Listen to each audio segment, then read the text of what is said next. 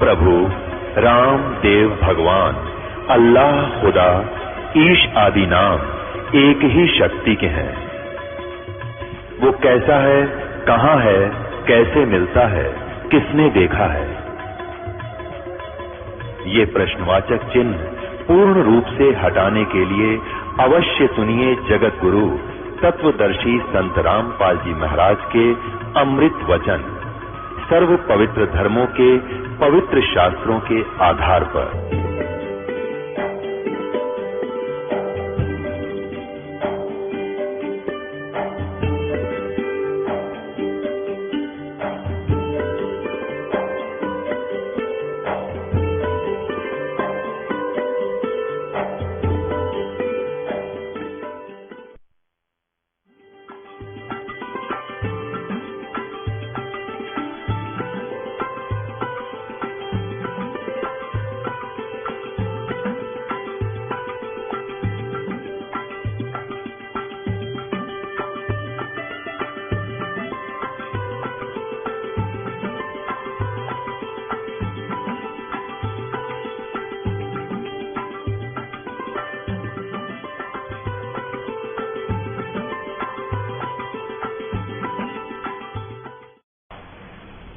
बोलो सतगुरुदेव की जय। बंदी छोड़ कबीर परमेश्वर जी की जय। बंदी छोड़ गरीबदास जी महाराज जी की जय।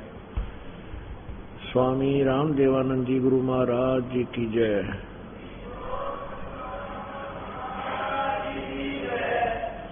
सर्व संतों की जय, सर्व भक्तों की जय, धर्मी पुरुषों की जय। श्री काशी धाम की जय, श्री छुड़ानी धाम की जय, श्री क्रोथा धाम की जय, श्री बरवाला धाम की जय। सत सही ग्रीव नमो नमः सतपुरुष को नमस्कार। गुरु की नहीं सुर नर मुनि जन साधुआ संतों सर्वस्वी नहीं। सतगुरु साहेब संत सब दंडोतम प्रणाम। आगे पीछे मध्य हुए तिनको जा कुर्बान। नराकार निर्विषम काल जाल वैभंजनम निर्लेपम निज निर्गुणम अकल अनुबेशंधनम। सोहम सुरति समाप्तम सकल समाना निर्तलय। उज्ज्वल हिरंबर हरदमम बेपरवा अथा है वार पार नहीं मध्यतम। ग्रीव जो सुमरे सिद्ध होई गणनायक गलता ना। करो अनुग्रह सोई पारस पद परवाना। आदि गणेश मनाऊं गणनायक देवन देवा। चरण कमल लो लाऊं आदंत करूं सेवा। परम शक्ति संगीतम रिद्धिदाता सोई। अवगत गुण अतीतम सत्य पुरुष निर्मोही। जगदम्बा जगदीशम मंगल रूप मुरारी। तन मन अर्पों शीशम भक्ति मुक्ति भंडारी। सुर नर मुनि जन ध्यावे ब्रह्मा विष्णु महेशा। शेष सहस मुख गावे पूज्य आज गणेशा। इंद्र कुबेर सरीखा वरुण धर्म राय ध्यावे। समरथ जीवन जी का मन इच्छा फल पावे। 33 कोटि अधारा ध्यावे से 88। उतर बहुदल पारा कट है यम की फांसी। 33 कोटि अधारा ध्यावे से 88। उतरे बहुदल पारा कट है यम की फांसी। सत्साही कर जोरूं विनती करूं। धरूं चरण पर शीश। गुरु जी राम देवानंद जी महाराज जी ने दियो नाम बख्शीश।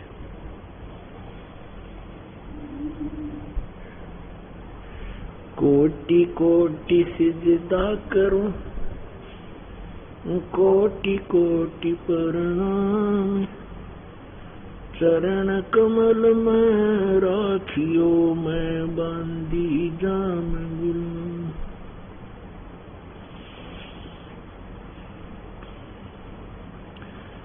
कुत्ता तेरे दरबार का, रामपाल दास का नाम। गले प्रेम की जेवड़ी, जा खेचो जाऊं मैं, तो करो तो बावड़ो, दूर दूर करो तो जाऊं, जो रखो तो ही रहूं, जो देवो सो खाऊं। जय इब कै सतगुरु मिले, जय इब कै सतगुरु मिले, सब दुख आँखों रो, चरणों ऊपर शीस धरूं हूँ, कहूँ जो कहनी हो। कबीर साईं मिलेंगे, पूछेंगे कुशलात, आदि अंत की सब कहूँ, अपने दिल की बात। गुरु जी तुम ना भूलियो, चाहे लाख लोग मिल जाए, हमसे तुमको बहुत है, तुमसे हमको नहीं। तुम्हारे विसारे क्या बने, मैं किसकी शरण में जाऊं। शिव ब्रह्म मुनि नारद, तिनके हृदय न समाऊं। अवगुण किए तो बहुत किए, करत न मानी हारे। बावे बंदा बख्श दियो, बावे गर्दन उतारे। अवगुण मेरे बाप जी, बख्शो गरीब नवाज। जो मैं पूत कपूत हूँ, बहुर पिता को लाज। मैं अपराधी जन्म का, नक्सिक बरे विकारे। तुम दाता दुख भंजना, मेरी करो संभाल। परमपिता परमात्मा परमेश्वर पूर्ण ब्रह्म, सर्व सृष्टि रचनहार कुल मालिक कबीर साहिब जी की असीम कृपा से इस कलयुग के अंदर ये सत्संग होता है। भक्ति मुक्ति के दाता सतगुरु भटकत प्राण फिरंदा, उस साहिब के हुक्म बिना नहीं तरवर पात हिलंदा। परमेश्वर कबीर जी वो पूर्ण ब्रह्म है। ये वही परमात्मा है जो बनारस में, काशी में, भारतवर्ष में काशी शहर के अंदर एक कमल के फूल पर नवजात शिशु का रूप धारण करके ये परमात्मा विराजमान हुए थे। ये परमेश्वर चारों युगों में आते हैं। सतयुग के अंदर इनका नाम सुकृत होता है। त्रेता में ये मुनिंदर नाम से प्रसिद्ध होते हैं और द्वापर के अंदर करुणामय नाम से और कलयुग में ये अपने वास्तविक नाम से, कबीर देव नाम से, कबीर साहब नाम से प्रकट होते हैं। परमात्मा का यहाँ आगमन अपने सतलोक से चलकर यहाँ आगमन का एक विशेष उद्देश्य होता है। वो उद्देश्य ये होता है कि काल भगवान ने हम जिसके राज्य में रह रहे हैं, जिसके लोक में रह रहे हैं, यहाँ का मालिक है काल भगवान, जिसे ज्योति निरंजन भी बोलते हैं, जिसको ब्रह्म भी कहते हैं। और चारों वेदों में महिमा तो पूर्ण परमात्मा की वर्णित है, लेकिन भक्ति की विधि केवल ब्रह्म तक की वर्णित है। ब्रह्म तक की साधना करके प्राणी कहाँ जाता है? ब्रह्मलोक में जाता है। गीता जी अध्याय नंबर 8 के श्लोक नंबर 13 में कहा है, ये गीता ज्ञान दाता श्री कृष्ण जी में प्रवेश करके ये ब्रह्म बोल रहा है, काल बोल रहा है।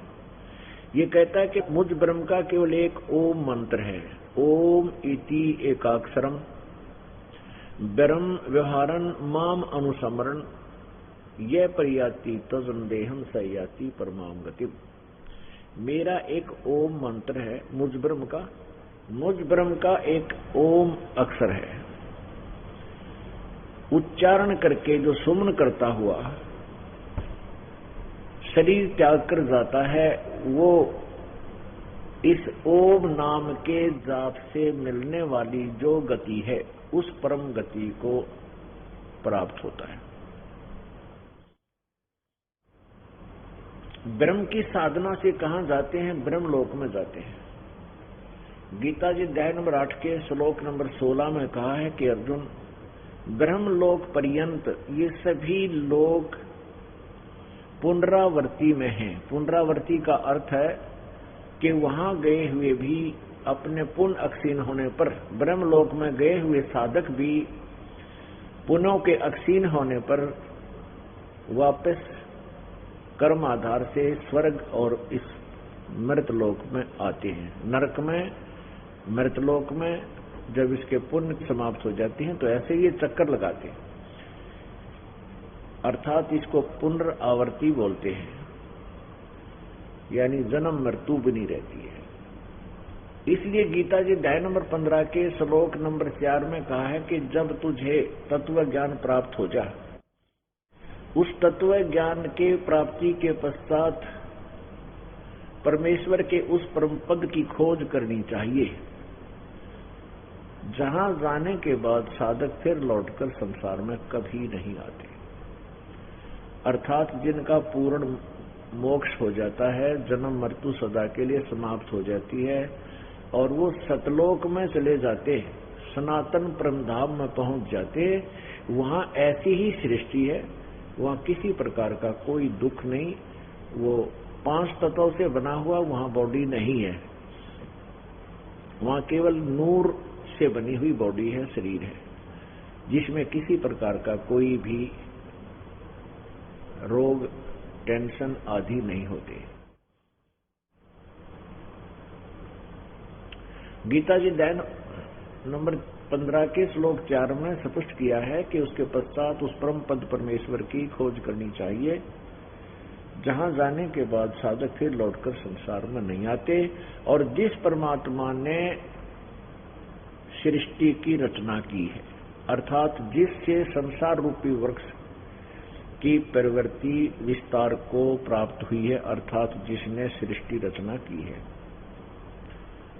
और मैं उसी की शरण हूं। गीता ज्ञानदाता कहता मैं उसकी शरण हूं। इस प्रकार दृढ़ निश्चय करके उसी परमेश्वर का ध्यान करना चाहिए, उसी परमेश्वर की भक्ति करनी चाहिए। गीता जी अध्याय नंबर 18 के श्लोक 62 में कहा कि हे अर्जुन, तू सर्वभाव से उस परमेश्वर की शरण में जा, यानी गीता ज्ञान दाता से कोई अन्य है और है जो पूर्ण मोक्षदायक है और जिसकी कृपा से सनातन परम धाम यानी सत्य लोक प्राप्त होता है। गीता जी अध्याय नंबर 18 के श्लोक नंबर 62 में कहा कि अर्जुन, तू सर्वभाव से उस परमेश्वर की शरण में जा, उसकी कृपा से ही तो परम शांति और सनातन परम धाम यानी शाश्वतम स्थानम का अर्थ होता है सनातन परम धाम। सनातन माने सबसे पहले वाला और शाश्वत माने सदा रहने वाला, जो कभी नष्ट ना हो, उस लोक में चला जाएगा, उसको प्राप्त होगा। उसके लिए क्या बताया है कि गीता जी अध्याय नंबर 4 के श्लोक नंबर 32 में कहा है कि जिन यज्ञों का यानी धार्मिक अनुष्ठानों का वर्णन मैंने अध्याय नंबर 4 के श्लोक नंबर 25 से 31 तक किया है, ये साधना ऐसी है, कोई तो देवताओं की पूजा करता है, कोई ऊपर को पैर करके नीचे को सिर कर लेता है, सिरासन पर साधना करता है, कोई तीक्ष्ण व्रत ही रखता है, कोई अहिंसावादी ही बनकर साधना कर रहा है, कोई स्वाध्याय करता है, कोई व्रत करता है, तो ये सभी साधक अपनी अपनी साधनाओं को पाप नाशक जानते हैं। लेकिन इस प्रकार के निर्णायक ज्ञान सच्चिदानंद घन ब्रह्म की वाणी में, ब्रह्मणे मुखे सच्चिदानंद घन ब्रह्म की वाणी में विस्तार से कहे गए हैं। उस ज्ञान को तू चौथे अध्याय के 34वें श्लोक में कहा है, जो चौथे अध्याय के 32वें श्लोक से संबंधित है, कि उस ज्ञान को जो सच्चिदानंद घन ब्रह्म की वाणी में विस्तार से कहा गया है, अर्थात वो तत्व ज्ञान, उसको तू तत्वदर्शी संतों के पास जाकर समझ, उनको विनम्र भाव से प्रणाम कर, कपट छोड़कर प्रश्न करने से, विनम्रता पूर्वक प्रश्न करने से वो तत्वदर्शी संत आपको उस तत्व ज्ञान का उपदेश करेंगे, उस परमेश्वर के बारे में जानकारी देंगे। उसका संकेत करते हुए उस परमेश्वर के पाने की भक्ति, सच्चिदानंद घन ब्रह्म की भक्ति प्राप्ति कैसे होती है, उसका संकेत करते हुए 17वें अध्याय के 32वें श्लोक में कहा कि अर्जुन, ओम तत्सत इति निर्देश है ब्रह्मण त्रिविध समर्थ है। उस सच्चिदानंद घन ब्रह्म के पाने का, उसकी प्राप्ति का, उसके सिमरण करने का केवल ओम तत्सत्य 3 मंत्र का जाप है। ओम तो ये स्पष्ट है, ब्रह्म का है। तत् और सत्य ये 2 सांकेतिक हैं, ये कोई नहीं बता सकता, ये दास बता सकता है, क्योंकि इस दास को परमात्मा ने वो गुप्त भेद बताया है, कबीर परमेश्वर जी ने, मेरे गुरुदेव जी ने। ऐसे ये तत् और सत्य गुप्त हैं और मंत्र हैं। ओम सीधा ही है, ओम ब्रह्म का जाप है, तत् ये परब्रह्म का जाप है, जिसको अक्षर पुरुष भी कहा। गीता जी अध्याय नंबर 15 के श्लोक नंबर 16-17 में 3 परमात्माओं की जानकारी है, 3 प्रभुओं की, 3 पुरुषों की, एक सरपुरुष, एक अक्षर पुरुष। और 17वें श्लोक में कहा कि उत्तम पुरुष है तू अन्य परमात्मा इति उदारते, वो श्रेष्ठ परमात्मा वास्तविक प्रभु तो इन दोनों से कोई और है, सरपुरुष और अक्षर पुरुष से, जो परमात्मा कहलाता है, कहा जाता है।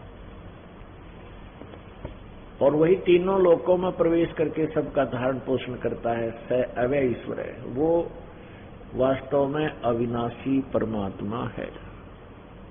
पुण्यात्माओं, परमेश्वर अपने सच्चिदानंद घन की वाणी में, कबीर वाणी में पहले ही बताया करते थे, चारों युग में संत पुकारे और कोक कहा हम हेल रे, हीरे माणक मोती बरसे ये जग चुगता डेल रे। ओहो, परमात्मा कहते हैं कि 4 युगों में मैं आया और आवाज लगा लगा कर, रुक के मार मार के, ऊंची आवाज में गरज गरज के मैंने अपने इस यथार्थ ज्ञान को बताया। लेकिन काल के द्वारा भ्रमित ज्ञान के आधार पर ये भोली आत्माएं मुझे और मेरे ज्ञान को पहचान नहीं सकी। फिर जिन संतों को मैं मिला आकर के, जिन महापुरुषों को, महान आत्माओं को, वरेण्यम पुरुषों को, श्रेष्ठ आत्माओं को मैंने अपने से परिचित करवाया, जिन महापुरुषों को मेरा साक्षात्कार हुआ, उन्होंने भी मेरी महिमा आवाज लगाकर, रुक के मार मार के, ऊंची आवाज में हेला दे दे के कहा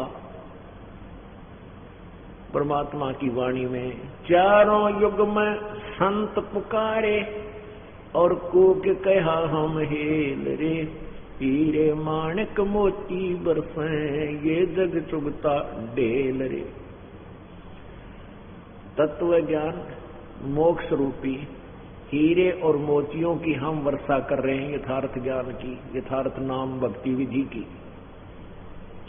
और आवाज लगा लगा कर बोल रहे हैं।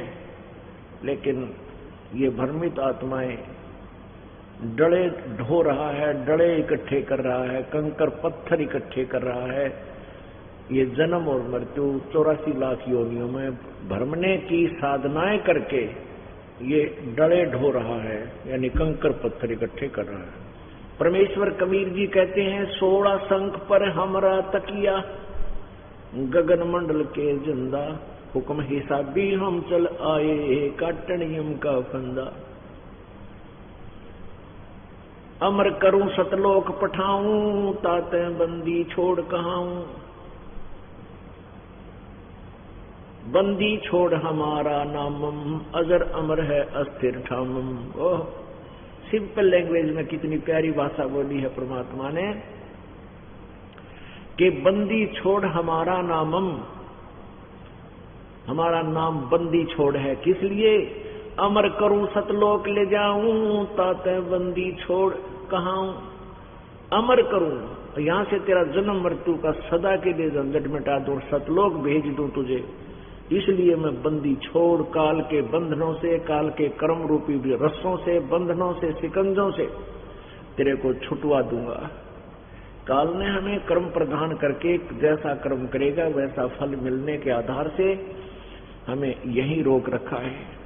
परमात्मा कहते हैं कि शुभ कर्मों के कारण तुम ब्रह्म लोक चले जाते हो, स्वर्ग लोक चले जाते हो, वहां पुण्यों को क्षीण करके फिर 84 लाख योनियों में धक्के खाते हो, और फिर पाप के आधार से नरक जाते हो, फिर 84 लाख प्रकार के प्राणियों के शरीरों में कष्ट उठाते हो।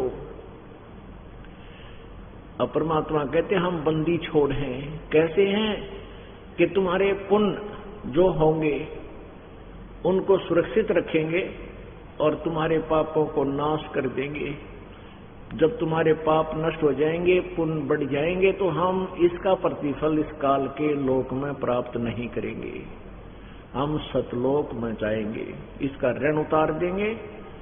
ये खुद भी कहता गीता जी अध्याय नंबर 18 के श्लोक नंबर 66 में कि सर्वधर्मान परित्यज माम एकम शरणम व्रज अहम तवा सर्व पापे व मोक्षामि मा शुच। गीता ज्ञान दाता काल कहता है कि मेरे सतर के ओम नाम का जाप और ये यज्ञ आदि जो तू करता है, इन सब का फल मुझे छोड़ दे, ये सब पूजाएं मेरे में छोड़ दे, मैं तुझे ऋण मुक्त कर दूंगा, पाप मुक्त कर दूंगा, तुझे 84 लाख योनियों में नहीं डालूंगा, नरक में नहीं डालूंगा। एकम शरणम व्रज, एकम माने जिसके बराबर दूसरा ना हो, अद्वितीय परमात्मा सर्वशक्तिमान सर्वेश्वर महेश्वर, उस कबीर देव की शरण में जा। उसके लिए फिर बताया है किसी संत की तलाश कर। अपने आत्माओं परमात्मा कहते हैं कि अजर अमर है अस्थिर ठामम, अमर करूं सतलोक पठाऊं, और ताते बंदी छोड़ कहां। इसलिए मैं बंदी छोड़ कहलाता हूं क्योंकि यजुर्वेद अध्याय नंबर 5 के मंत्र नंबर 32 में कहा है कि कबीर अंगारी असी और बम्भारी अवेसुरसी। अंगारी माने पापों का शत्रु, अरि माने शत्रु, अंग माने पाप, पापों का पाप नाश करने वाला कबीरसी, वो कबीर है, कबीर देव है, कबीर साहब है। और बम्भारी माने बंधनों का शत्रु, बम्भारी बंधनों का शत्रु यानी कर्म के बंधन को काटने वाला वो कबीर है। और रत धामा सवर ज्योति रत धामा आसी, लास्ट में लिखा इस मंत्र के, वो सतलोक में रहने वाला है वो परमात्मा कबीरसी। सवर ज्योति माने स्वयं प्रकाशित, उसका लोक और स्वयं प्रकाशित परमात्मा है वो रत धामा असी, यानी रत धाम माने सतलोक, सतलोक में रहता है, सतलोक वाला है, सतलोक सहित है। पुण्यात्मा परमेश्वर कबीर जी की वाणी को हम महत्व नहीं दे पाए क्योंकि हम अपने सदग्रंथों, जिनको हम सदग्रंथ मानते थे, पवित्र चारों वेद, ऋग्वेद, यजुर्वेद, सामवेद और अथर्ववेद, इनको हम बहुत ही प्रमाणित सदग्रंथ मानते थे। प्रत्येक हिंदू धर्म के प्राणी के मुख के ऊपर ये समाया हुआ है, वेदों जैसा ज्ञान नहीं। और दूसरे फिर श्रीमद् भगवत गीता जी, श्रीमद् भगवत गीता जी चारों वेदों का सारांश है, जो भगवान ब्रह्म ने ही श्री कृष्ण में प्रवेश करके भूत की तरह, प्रेत की तरह प्रवेश करके बोला है। और उसमें कुछ थोड़ी सी अपनी भी अटकल लगाई है, लेकिन वेदों का ज्ञान है ये परमेश्वर पूर्ण ब्रह्म द्वारा दिया गया था। श्री ब्रह्म के अंदर ज्योति निरंजन के अंतःकरण में जैसे फैक्स कर दिया करें, ऐसे कर दिया गया था। वो इसने जो का त्यों बोला है। फिर वेदों का ज्ञान इसने स्वयं बोला है गीता जी के रूप में, सारांश रूप में।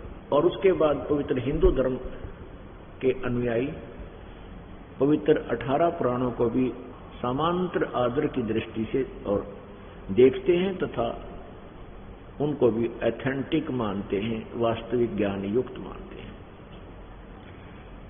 आज उन्हीं सदग्रंथों ने ये सिद्ध कर दिया कि वो परमात्मा कोई और है और वो कबीर है, वो अपने लोक से चलकर आता है। जैसे गरीबदास साहिब जी को मिले, गरीबदास साहिब जी को मिले गांव सुडानी में, जिला झज्जर में है, हरियाणा के अंदर। तो उन्होंने क्या बताया कि अलल पंख अनुराग है, सुन मंडल रे थीर, दास गरीब उधारिया, मोए सतगुरु मिले कबीर। परमात्मा गगन मंडल से उतरे, ओह, यानी गगन मंडल से, आकाश से परमात्मा मेरे पास आए और मुझे यथार्थ ज्ञान दिया। अब ये तो वाणी है कबीर जी और उनके संबंधित जो परमात्मा को समझा जिन महापुरुषों ने परमात्मा का साक्षात्कार किया और सतलोक यानी उस रत धाम को, उस सनातन परम धाम को जिन्होंने आंखों देखा, उन महापुरुषों की वाणी में भी ज्यों का त्यों वर्णन है। अब हमने ये देखना कि वो वर्णन यदि वेदों में भी हो तो फिर कहना ही क्या, फिर तो हमने स्वीकार करने में आनाकानी नहीं बनेगी और ना ही बननी चाहिए बुद्धिमान को। जो ज्ञान हम सत्य मानते हैं कि वेदों और गीता जी पुराणों में जो लिखा वो सच्चा है, और उस ज्ञान को आज हम स्वयं पढ़ सकते हैं, क्योंकि पहले तो हमारे पूर्वज अशिक्षित थे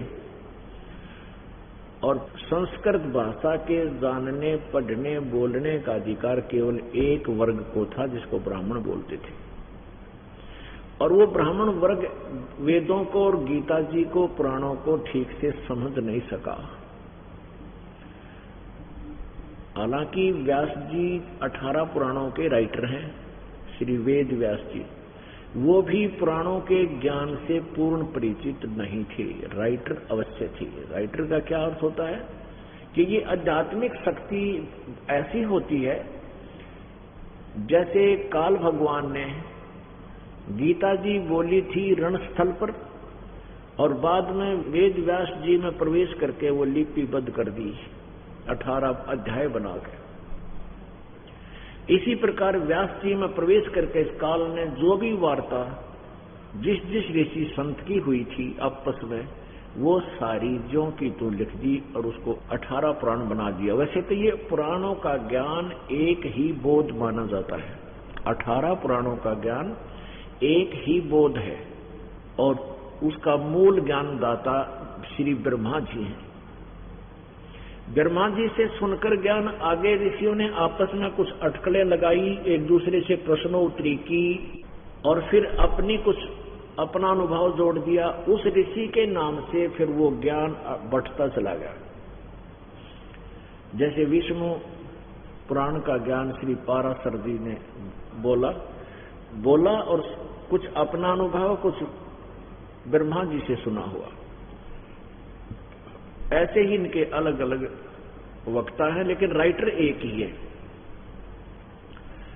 तो कहने का भाव ये है कि अभी तक हम अपने वेदों, गीता और पुराणों से परिचित नहीं थे, और जिस कारण से हम परमेश्वर कबीर जी की उस अमृत वाणी को, जिसके विषय में गीता जी अध्याय नंबर 4 के श्लोक नंबर 32 में स्पष्ट किया है कि वो सच्चिदानंद घन ब्रह्म की वाणी में वो तत्व ज्ञान विस्तार से कहा गया है।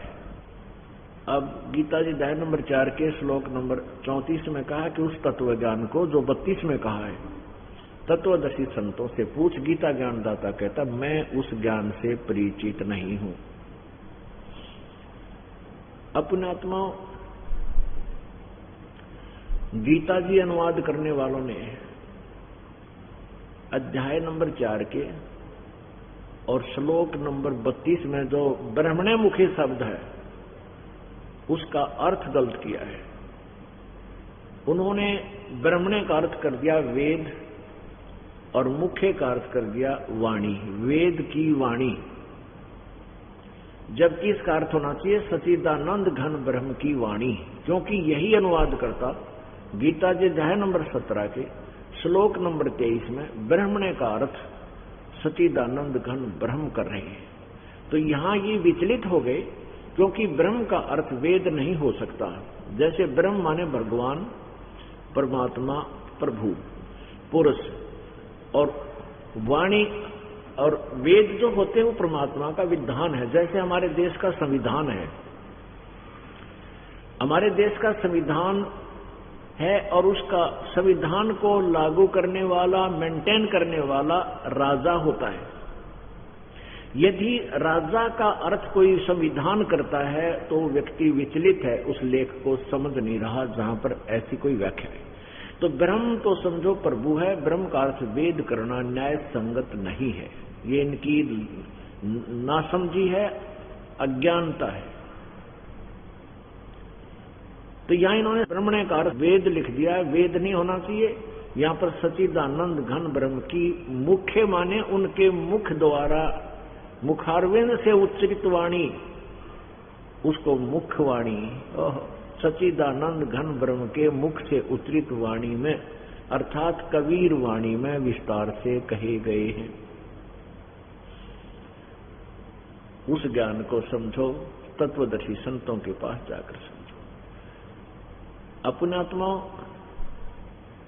यदि यही बात वेदों में मिल जाए कि वो परमात्मा अपने निज धाम से आता है, अमर धाम में रहता है, मुक्ति धाम में रहता है, और वहां से चलकर आता है और श्रेष्ठ भक्तों को मिलता है, श्रेष्ठ अच्छी आत्माओं को मिलता है, तो फिर हमें परमेश्वर के ज्ञान को समझने में देरी नहीं लगेगी। पुण्यात्मा, इस काल भगवान ने इस अध्यात्म ज्ञान को इतना जटिल बनवा दिया। अज्ञानी संत, महंत और ऋषि वेद के, जो ना वेदों से परिचित थे, ना वो पुराणों से परिचित थे, ना गीता जी से परिचित थे, केवल दंत कथा, लोक वेद सुना के हमें शास्त्र विपरीत ज्ञान से ओत प्रोत कर दिया। उस झूठे ज्ञान को सुनते सुनते हम इतने रंग गए, उस झूठे ज्ञान पर हमें पूर्ण दृढ़ विश्वास हो गया। क्योंकि प्रत्येक व्यक्ति ने एक ही प्रकार का ज्ञान दिया, एक ही जैसी बातें कही, तो प्रत्येक व्यक्ति सुनता सुनता सेट हो गया कि ऐसा ही है। अब हम अपने सदग्रंथों को स्वयं पढ़ने योग्य हो गए। एक बार तो हमें लगता है कि शायद ये रामपाल झूठ बोल रहा है, और जब ये दास आपको दिखाता है, देखिएगा आपकी गीता जी में, देखिएगा आपके पुराणों में, देखिएगा आपके वेदों में, देखिएगा आपके कुरान और बाइबल में, तो बुद्धिमान समाज को स्वीकार करना पड़ेगा। क्योंकि अभी तक हम अपने सदग्रंथों से अपरिचित रहे। आप जी को वेदों में प्रमाण दिखाते हैं कि वो परमात्मा पूर्ण ब्रह्म, सच्चिदानंद घन ब्रह्म, परम अक्षर ब्रह्म जिसको बोला जाता है, वो अपने सतलोक में तीसरे मुक्ति धाम में रहता है, वहां से चलकर यहाँ आता। उसका नाम कबीर है। वो कबीर वाणी द्वारा अपने ज्ञान को बोलता है। देखिएगा ऋग्वेद मंडल नंबर 9,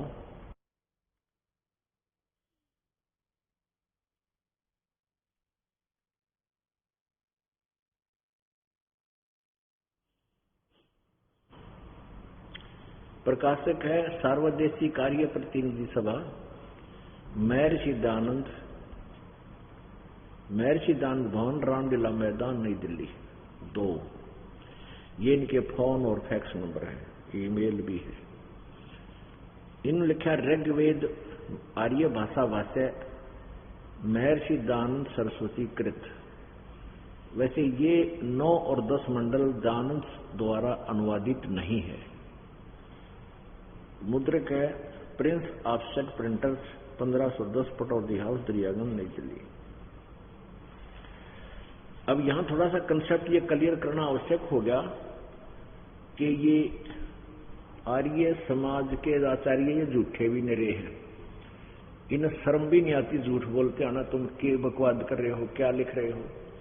और ये दयानंद सरस्वती की मोहर इसलिए लगाते थे कि ये इसके नाम पर वेदों के अनुवादित ये पुस्तक बिक जाया करती थी।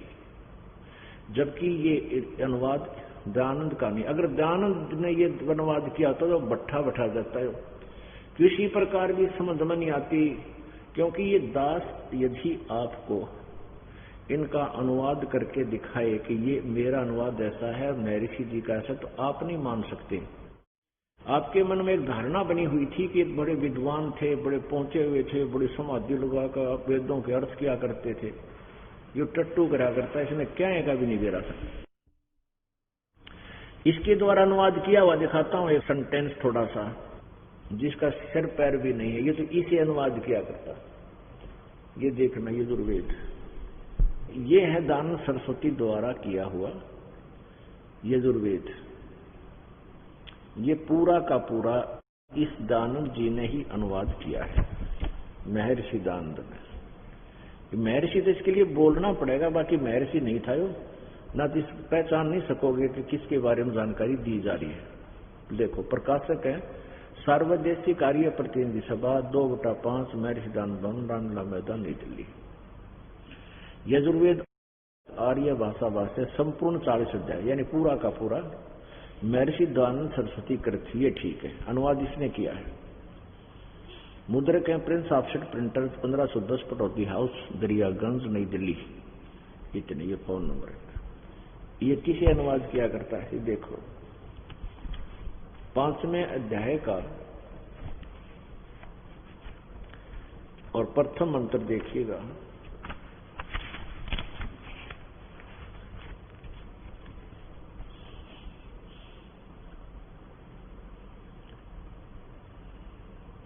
इसमें है अग्ने तनुरसी, विष्णुवे तवा सोमस्य तनुरसी। अग्ने तनुरसी और विष्णुवे तवा सोमस्य तनुरसी। अग्ने माने परमेश्वर, तनु माने सहशरीर, असी माने है। विष्णुवे माने धारण पोषण करने के लिए, तवा माने आप जी का यानी उस परमेश्वर, सोमस्य माने अमर पुरुष का, तनु माने शरीर, असी माने है। इसका सीधा सा अर्थ ये बनता है। लेकिन इस महापुरुष ने क्या किया है, इसका अर्थ हे मनुष्यो तुम लोग जैसे मैं। अब मनुष्य और लोग दो होगे, मनुष्य कह लेते हैं, लोग कह ले, एक के बाद से। हे मनुष्यो तुम लोग जैसे मैं, जो हवि बिजली प्रसिद्ध रूप अग्नि के शरीर के समान है। बता कोई बात हुई है? सीधा सा अर्थ था अग्ने तनुरसी। अग्ने माने के लिखा बिजली प्रसिद्ध रूप, और तनु माने शरीर, असी माने है। ये तो बिल्कुल ठीक है। तनु माने शरीर, असी माने है, और अग्नि माने परमेश्वर। इन्होंने 100 जगह लिख रखा अग्नि माने परमेश्वर, लेकिन यहां अपनी उस सत्यार प्रकाश वाली और अनुभव की सोच को, उस अज्ञान को परखने के लिए यहां नहीं लिखा परमेश्वर। तो ऐसा अनुवाद था इसका, कहीं सिर पैर नहीं किसी सेंटेंस का इसके द्वारा किए गए अनुवाद का। ये अनुवाद किया है ऋग्वेद का अनुवाद 1 से 6 मंडल तो महर्षि दानंद ने किया है। 7 से लेकर 10 तक ये एक और आचार्य ने किया है, जो आर्य समाज से संबंधित है। ये देखिएगा, ऋग्वेद भाषा भाषण, इसने ठीक लिखा है, भाषाकार हैं ऋग्वेद के महर्षि दानंद सरस्वती, मंडल 1 से 6 बस। और श्रीपाद दामोदर 7 लेकर मंडल 7 से 10, ये पूरे आर्य समाजियों को मान्य है। ये कहां से छपा है? ऋग्वेद भाषा भाष्य महर्षि दानंद सरस्वती, दानंद संप्रण, ये आर्य समाजी का ही किया हुआ। संपादक दानंद अर्पण, और विश्व मानव उत्थान परिषद पंजीकृत 40/5 सामुदायिक केंद्र, पूर्वी कैलाश, नई दिल्ली से। 7 से 10, 7, 8, 9, 10 ये ऋग्वेद के मंडलों का अनुवाद महर्षि दानंद का नहीं है। इसलिए इनमें कुछ सत्यता हमें इन्हीं के द्वारा अनुवाद में प्राप्त होगी। ये दास जो अनुवाद करेगा वो तो अनमोल होगा, क्योंकि किसी सदग्रंथों के अध्यात्म ज्ञान के अनुवाद में उसकी मौखिक जानकारी होनी आवश्यक है। सृष्टि रचना सबसे प्रथम है, और सृष्टि रचना का ज्ञान होने के बाद फिर ये अपने आप सभी सदग्रंथ अपने आप रास्ता दे देते हैं। और अन्य को किसी को सृष्टि रचना का ज्ञान नहीं था, क्योंकि सृष्टि रचना परमेश्वर ने स्वयं ही आकर बताई है और उनके द्वारा बताई गई सृष्टि रचना पर किसी को विश्वास नहीं हुआ। अब होगा, क्योंकि हम संशिक्षित हैं, वेद सदग्रंथ हमारे पास हैं, हम पढ़ेंगे और समझेंगे और विश्वास करेंगे। अब देखिएगा, फिर वही आते हैं ऋग्वेद मंडल नंबर 9।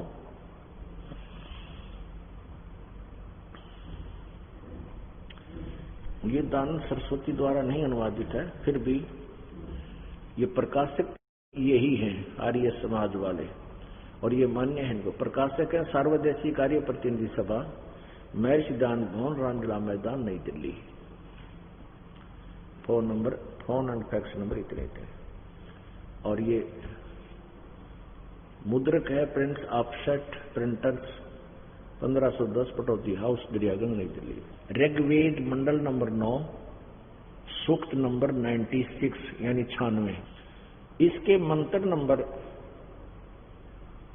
16 में कहा है, प्रश्न किया है वेद ज्ञानदाता ब्रह्म ने कि हे पूर्ण परमात्मा, हे परमेश्वर, आप अपने यथार्थ नाम से, जो आपका गुप्त नाम है, श्रेष्ठ नाम है, उससे परिचित कराएं, आपका वास्तविक नाम क्या है। फिर 17वें में बताया है कि वो कबीर नाम है उस परमात्मा का, और वो जब आता है शिशु रूप धारण करके प्रकट होता है तो अपनी महिमा की वाणी वो अपने मुखारविंद से, यानी कबीर नाम होता है, वो कबीर वाणी में उस यथार्थ ज्ञान का उच्चारण करता है। और उस समय वो परमात्मा ऋषि या संत रूप में जो प्रकट होता है, उस ऋषि और संत रूप में प्रकट परमात्मा द्वारा बोली गई वो वाणी लोकोक्तियों के माध्यम से, कविताओं के माध्यम से बोली जाती है, जिस कारण से वो प्रसिद्ध कवि की उपाधि भी प्राप्त करता है। और वो परमात्मा तीसरे मुक्ति धाम में रहता है। यहां से केवल इतना ही लेंगे, फिर आगे आज का सत्संग शुरू करेंगे। ये देखिएगा, ऋग्वेद मंडल नंबर 9 सूक्त नंबर 96 और मंत्र नंबर 16। इसमें लिखा है कि गुह्यम चारु नामम, चारु नाम सब आयुध है, स्तोत्र भी पूयमान्य अभर्ष गुह्यम चारु नाम। अब स्तोत्र भी माने स्तोत्रों के, यानी ज्ञान के वाणी रूपी सब आयुध है, यानी अपने अस्त्र शस्त्र, अपने तत्व ज्ञान रूपी शस्त्र सहित आप आइए और परमात्मा अपने उस यथार्थ नाम का ज्ञान कराइए। इन्होंने लिखा अनुवाद, हे परमात्मन सर्वोपरि रहस्य चारु श्रेष्ठ। नाम माने नाम लिखना था यहाँ पर। इस नाम का अर्थ इन्होंने जो तुम्हारी संज्ञा है, नाम का अर्थ संज्ञा कर दिया, आप उसका ज्ञान कराएं। इसका अर्थ है, हे परमात्मन आपका जो सबसे श्रेष्ठ नाम है उसका ज्ञान कराएं। इसमें वो ज्ञान कराया है। इसमें लिखा है कबीर, इसको ये कवि बोल देते हैं, हम इसको कबीर देव बोल देते हैं, कबीर देव, कबीर साहब, जैसा भी। शिशु जगानम हरियंतम मर्जंती शुभंती वहीना मरुतो गणेन कबीर गिरभी। कबीर गिरभी का अर्थ है कबीर वाणी। इन्होंने यहां देखिएगा, इस रै को हटा के, ऊपर वाले रै को हटा के, जो ग की ई की मात्रा के ऊपर छोटा रै लगा हुआ, इसको हटा के इन्होंने कवि के 2 मात्रा ये अपसर्ग लगा दी और गिर भी अलग कर दी वाणी द्वारा। तो हम इसको जो का त्यों रखा, कबीर गिर भी, कबीर वाणी द्वारा। कबीर, इसने कवि का अर्थ दिया कवि लोग, और वाणी द्वारा। यहां हमने लिखना था वो कबीर वाणी द्वारा परमात्मा जो आता है शिशु रूप धारण करके जानबूझ कर प्रकट होता है, यथार्थ ज्ञान वो अपने प्यारी आत्माओं को, बड़े बड़े समूह के समूह को यथार्थ ज्ञान बताता है। वो कावेना यानी कविताओं के माध्यम से, लोकोक्तियों के माध्यम से अपनी कबीर वाणी द्वारा ज्ञान उच्चारण करता है, वो कबीर संत सोम, वो परमात्मा जो कबीर रूप में प्रकट होता है वो परमात्मा ही होता है। और अपने यथार्थ ज्ञान को रेभन माने गरजता हुआ, रेभन सन, इन्हीं के द्वारा गरजता हुआ यानी ऊंची स्वर में उच्चारण करता है, ज्ञान कराता है। अब देखो 18वें, इन अनुवाद फिर भी अच्छा नहीं किया, आगे देखो 9 के 96 में क्या लिखा है। 9 ऋग्वेद मंडल नंबर 9 और सूक्त नंबर 96 का मंत्र नंबर ये 18 है। इसमें लिखा है वो परमात्मा जो संत रूप में प्रकट होता है, सोमम, वो अमर परमात्मा, सोम स्वरूप या अमर परमात्मा, पालन की इच्छा करता हुआ जो महान वह परमात्मा, तृतीयम धामम। अब संस्कृत पढ़ सकते हैं हम क्योंकि ये देवनागरी लिपि है। नागरी लिपि में लिपिबद्ध है। तृतीयम मान तीसरे, धाम माने श्लोक में स्थान पर, विराजमान माने विराजमान है। तृतीयम धाम देवयान और पितरान ये इन्होंने अनुवाद किया है, दोनों से पृथक। तीसरा जो मुक्ति धाम है, तीसरे मुक्ति धाम में विराजमान है, इन्होंने कर दिया ज्ञान योगी। ज्ञान योगी की तट क्या भगवान की महिमा चल रही है, प्रकाश। और कांतदर्शी दस्युं की पदवी अर्थात मुख्य स्थान है, ये है वो परमात्मा कवि नाम पदवी, कवियों की, प्रसिद्ध कवियों की पदवी को प्राप्त करता है क्योंकि वो अपनी वाणी को कविताओं से बोलता है, लोकोक्तियों के माध्यम से। ऋषिकृत यहां लिखना था, ऋषिकृत, उस ऋषि द्वारा की गई वो वाणी उनके अनुयायियों द्वारा को बहुत अच्छी लगती है, स्वर्ग के समान होती है। अब यहां इनने खूब अड़ंगाकरण की चेष्टा कर रखी है। इसमें से केवल इतना ही लेना है हमने कि वो परमात्मा तीसरे मुक्ति धाम में रहता है। इसमें क्या किया है कि इसके 9-10 मंडल की भूमिका में लिखा हुआ है इन्होंने। 9 मंडल का आधे तो किसी ने अनुवाद किया है, आधा किसी ने किया है। तो जिसने आधा किया उसने अड़ंगा किया है, कुछ ने श्रेष्ठ ठीक ढंग से कर दिया। लेकिन ये मान्य है ये अनुवाद आर्य समाज के आचार्यों को, और यही ज्यादा बाधा करते हैं। संस्कृत का ठेका अभिन्न ले रखा, ब्राह्मणों ने छोड़ दिया। अब ये ठेकेदार हो रहे हैं संस्कृत हम नहीं आवे और सेनाती को ना। अब ऋग्वेद मंडल नंबर 9 सूक्त नंबर 86 में आते हैं। अब यहां से हमने इतना लिया कि वो परमात्मा पूर्ण ब्रह्म सतलोक में रहता है, तीसरे मुक्ति धाम में रहता है, मोक्ष स्थान पर रहता है जहां उसका मूल ठिकाना है। अब ऋग्वेद मंडल नंबर 9 सूक्त नंबर 86 पे आते हैं। ये देखो,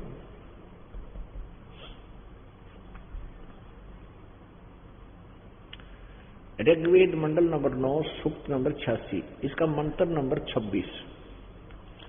इसमें कितना स्पष्ट किया है कि यज्ञ करने वाले यजमानों, यजमान कहो चाहे भक्त कहो, यज्ञ करने वाले भक्तों के लिए परमात्मा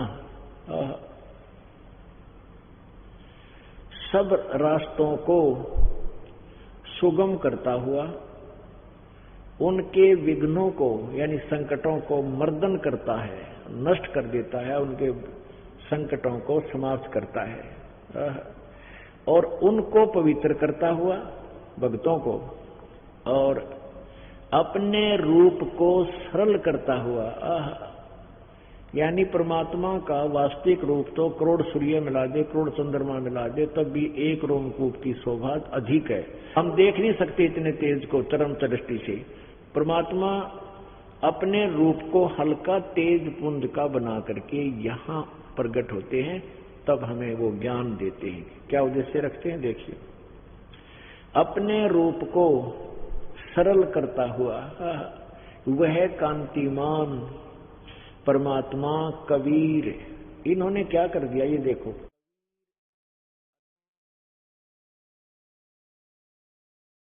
यो कबीर अत्यो का जो अर्थ है इन्होंने कवि कर दिया। हम यहां लिखते हैं वो कबीर देव, कबीर देव विद्युत के समान यानी बहुत शीघ्र चलने वाले की तरह क्रीड़ा करता हुआ, जैसे बिजली चमकती है ना, आकाश की बिजली सेकंडों में जमीन पर आ जाती है, विद्युत के समान क्रीड़ा करता हुआ और वर्णीय पुरुषों को प्राप्त होता है, श्रेष्ठ भक्तों को, श्रेष्ठ व्यक्तियों को मिलता है। जैसे गरीबदास जी को मिला, जैसे गरीबदास साहिब जी को छुड़ानी गांव में मिले जिला झज्जर हरियाणा में, और जैसे मुल्कदास जी को मिले, जैसे दादू साहिब जी को मिले, जैसे घीसादास साहिब जी को खेखड़ा में मिले उत्तर प्रदेश में, और इस प्रकार नानक साहिब जी को बेई नदी पर मिले वो परमात्मा, सतलोक से चलकर, सचखंड से चलकर आकर के। तो ये वेद भी आज गवाही दे रहे हैं कि वो पूर्ण परमात्मा जो तीसरे मुक्ति धाम में रहता है, वो शाश्वत स्थान में रहता है, वहां से गति करके बिजली की चमक, जैसे आकाशीय बिजली की स्पीड में, इतनी स्पीड से नीचे आता है और अपने प्यारे भक्तों को मिलता है। वो आगे देखो, अब ऋग्वेद मंडल नंबर 9 सूक्त 86 और मंत्र नंबर अब हम आपको 27 दिखाते हैं। प्रेम की वे सैकड़ों धाराएं जो नाना रूपों में स्थिति को लाभ कर रही हैं, वे परमात्मा को प्राप्त होती है। ये अर्थ वैसे वास्तव में कुछ और है, फिर भी हम अपने मतलब का लेते हैं। प्रकाश पुंज परमात्मा को बुद्धि वृत्तियां विषय करती है। जो परमात्मा ध्रुवलोक के और तीसरे पृष्ठ पर विराजमान है। यहां ये देखना कि वो परमात्मा कहीं एक देशीय है, एक स्थान पर रहता है, ध्रुवलोक के तीसरे पृष्ठ पर विराजमान है, वहां रहता है। अब आगे देखो, देखिएगा ऋग्वेद मंडल नंबर 9 सूक्त नंबर 82 और यहां देखिएगा मंत्र नंबर 1 में स्पष्ट किया है। जो सर्वोत्पादक प्रभु प्रकाश रूप सद्गुणों की वृष्टि करने वाला और पापों के हरने वाला, यानी पाप नाशक, पाप नष्ट करने वाला है, वह राजीव राजा के समान, राजीव राजा के समान दर्शनीय है, और वह पृथ्वी आदि लोक लोकांतरों के चारों ओर शब्दमान हो रहा है। वह वर्णीय पुरुषों को, यानी श्रेष्ठ आत्माओं को, जो दृढ़ भक्त है, जो दृढ़ भक्त है, उसको पवित्र करता हुआ प्राप्त होता है। कैसे होता है? जिस प्रकार विद्युत यानी बिजली स्नेह वाले स्थानों को आधार बनाकर प्राप्त होती है। अब देखो कितना स्पष्ट किया है कि जैसे पहले कहा करते भाई आकाश की बिजली कांसी के बर्तन पर गिरा करे, धातु है कांसी, पहले थाली बेले कटोरे गिलास ये कांसी धातु के होते थे, अब तो ये स्टील के हो गए। तो उससे उसका कोई लिंक है, उसी के ऊपर बिजली गिरती थी। तो ऐसे बताता, ऐसे ही इसमें वेद में लिखा है कि वो परमात्मा जिस अपने भगत से उसका विशेष संपर्क है, जहां वो आ सकता है, जिसको मिलने योग्य है, जो उसी स्नेह वाले जैसे उस दृढ़ भगत को मिलता है, वो फिर उसकी महिमा आगे परमात्मा द्वारा बताए गए ज्ञान को आगे सुनाता है। ये स्पष्ट वेद कर रहे हैं, वो परमात्मा तीसरे मुक्ति धाम तक चलकर आता है, अपने सतलोक से चलकर आता है और वहां से फिर अपने श्रेष्ठ भक्तों को मिलता है। आगे देखो वो क्या किस उद्देश्य से आता है। ऋग्वेद मंडल नंबर 9 सूक्त नंबर 82 का अब मंत्र नंबर 2 बताएगा किस लिए आता है परमात्मा। देखना ऋग्वेद मंडल नंबर 9 सूक्त नंबर 82 मंत्र नंबर 2। हे परमात्मा, उपदेश करने की इच्छा से आप, यानी ज्ञान देने की इच्छा से आप महापुरुषों को प्राप्त होते हो। हमने वो इतना ही लेना है इसको। अब आगे देखो ऋग्वेद मंडल नंबर 9 सूक्त नंबर 20 इसमें और स्पष्ट किया है, वो कबीर देव है, वो परमात्मा कबीर देव। ऋग्वेद मंडल नंबर 9 सूक्त नंबर 20 और इसका मंत्र नंबर 1 शुरू में लिखा है, पर कबीर देव विते आयो।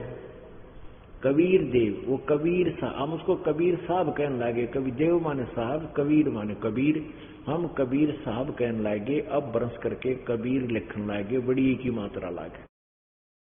इन्होंने क्या किया कि वह परमात्मा यहां लिखता मेधावी है, यहां लिखना था वो कबीर देव है, कबीर देव लिख देते बस। सबका रक्षक है, विद्वानों की तृप्ति के लिए, विद्वानों की तृप्ति के लिए, यानी विद्वानों को ज्ञान देने के लिए ज्ञान देता है। ओह, वह परमात्मा कबीर देव है जो तृप्ति के लिए, यानी जो भक्त जो इच्छुक है ज्ञान का, उसकी तृप्ति के लिए वो ज्ञान देता है। और सहनशील है, संपूर्ण दुष्टों को संग्राम में तिरस्कृत करता है, तिरस्कृत करता है।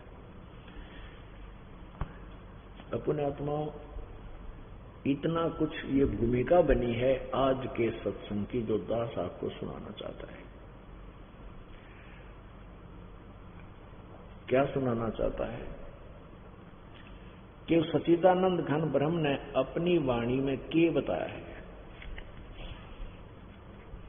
बहुत विस्तार से लिखा है, कौन सी साधना करनी चाहिए, कौन सी ना करनी चाहिए, वो भी बताई है। श्रीमद् भगवत गीता अध्याय नंबर 16 के श्लोक नंबर 23 में कहा कि अर्जुन, जो शास्त्र विधि को त्याग कर मनमाना आचरण करते हैं, यानी अपनी मर्जी से कोई भी जाप साधना तप आदि करते हैं, शास्त्र विधि को त्याग कर तो मनमाना आचरण यानी पूजाएं करते हैं, उनको न तो कोई सुख होता है, न उनकी गति होती है, न कोई उनको कार्य सिद्ध होता है, अर्थात यूजलेस, व्यर्थ।